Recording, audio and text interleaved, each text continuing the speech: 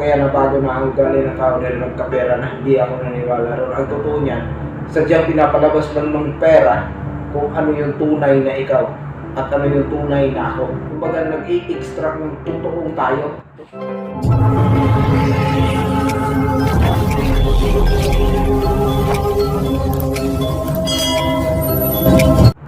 So what is up yung mga bayo? Welcome again dito sa ating munting channel. In this video, I would like to react to something about dito sa latest issue na kinakaharap ni Diwata ngayon. Yung patungkol dun sa siya ay nagbago na raw, lumaki na ang ulo gawa nung sa mga social attentions na nakukuha niya dahil sa kasikatan niya ngayon.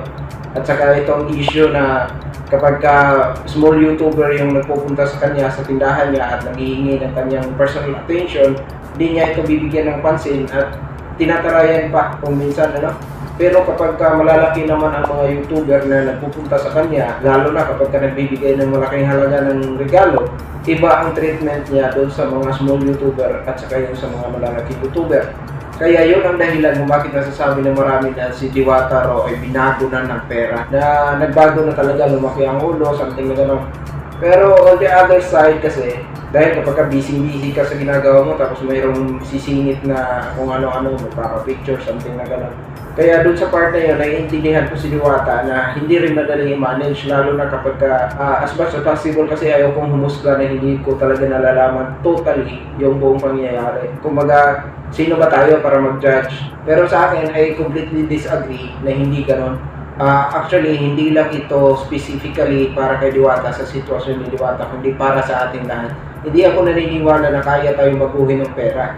Hindi ibig sabihin na kapag nagkapera ka na nawawala na yung pagiging ikaw, pagiging individual mo kung ano ka. Hindi yun, hindi ako, disagree ako.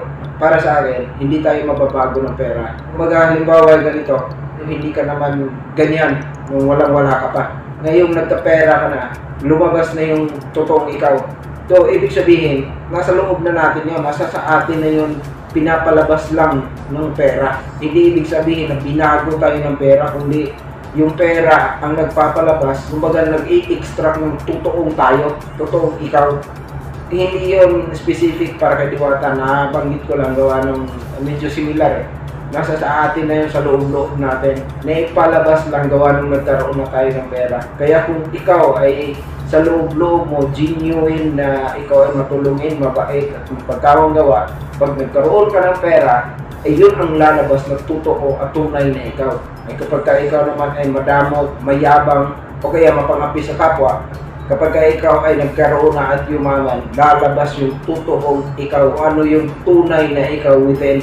Kaya yun ang dahilan kung bakit hindi ako naniniwala na binago tayo ng pera o kaya nabago na ang ugali ng tao dahil nagkapera na, hindi ako naniniwala ron. Ang totoo niyan, sadyang pinapalabas lang ng pera kung ano yung tunay na ikaw at ano yung tunay na ako.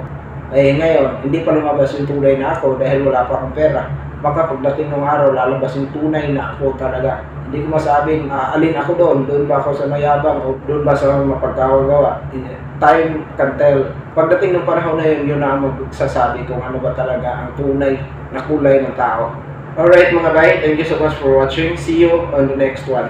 Bye!